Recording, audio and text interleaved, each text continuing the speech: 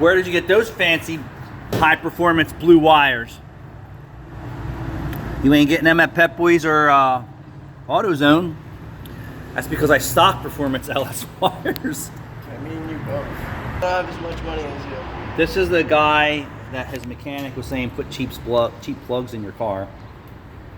That's not the way to fix your car. And then the cheap wires broke when we were... You hear it's running nice and smooth. So. Yeah, so I was like, put the right spark plugs in your car, put a good set of wires in here, especially if you're in and out of the motor and you have a problem or a race car. Cheap wires just break. Good wires stay together. So these are the performance wires that I run on my race motor and my Monte Carlo. And how many times have we pulled those wires on and off? Well, I probably pulled them off 10 times. In and out, how many times? 5 times now? Yeah. And I think Jude actually has them now recycled. Yeah, I'll make a grease. That's how quality of these wires are versus OEM or even your aftermarket cheapest crap. So we have the right spark plugs, we have high quality set of wires in this motor, it's running right. And with a little digging with this customer, and he's actually a YouTube follower also,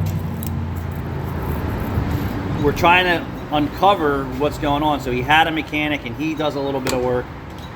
Turns out he's using valvoline, restore, and protect. And he also said cylinder 1 had an issue that's no longer identified in this tune-up. Cylinder 4 is a problem, and he said, I'm changing the engine oil every 2,000 miles with valvoline, restore, and protect. It's a good oil change. It's a good oil change interval regimen, but you're not letting the valvoline, restore, and protect actually get a chance to work. For those of you out there who don't know how to combat an oil consumption problem, provided that you don't have major mechanical damage, there is experience and knowledge and products out here for you. You just need to find the right guy to give it to you.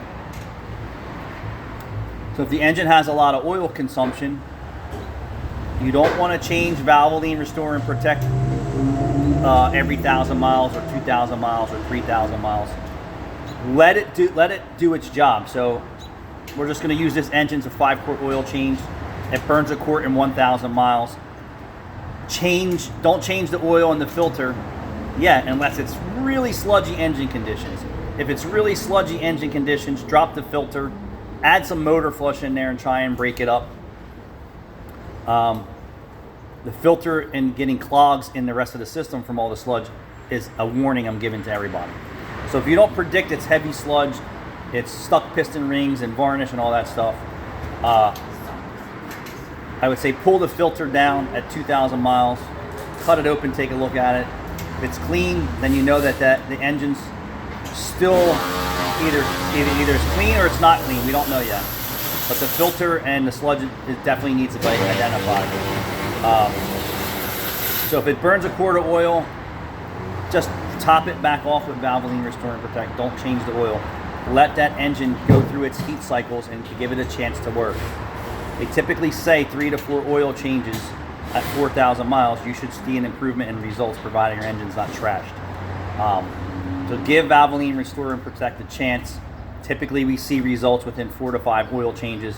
If you're not getting results within 4 to 5 oil changes, you may want to start looking in other areas, like a bad PCV system and other things that are neglected, or a plugged PCV system, or just too far gone mechanical damage.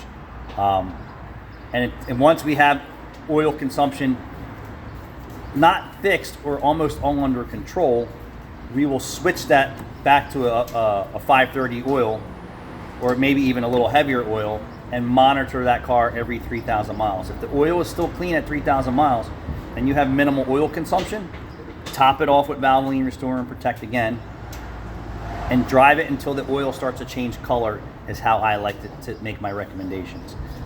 And then once you're not having oil consumption issues anymore, and you're consistently monitoring it, because it can happen at any point in time again, that you could go back to your regular oil change that you were doing with whatever brands that you were using, but stay away from the zero weights, and stay with a 520 or a 530. But again, everything else has to work. Throttle body's got to be clean. The PCV system actually has to function. The engine light can't be on for other issues. So the more problems your vehicle has, the harder the engine has to work and causes more problems. So if you have any questions, come check us out. But give Valvoline Restore and Protect a chance. Don't change it at 2,000 miles. Check it and top it, and then give it a chance to get that engine clean. And you'll watch it happen. If it's really dirty, and then you know at 4,000 miles you change it, and you run another 4,000 miles, it's not as dirty. It's the color you're looking for. And then once it stays clean, Valvoline Restore and Protect has done its job. If there's mechanical wear and damage, it's not going to fix that. There's some other tips that we have that can help get you through this process. And he's saying, hey, I'd like to get another 100,000 out of it. Right now, I say you can if you follow what we're saying.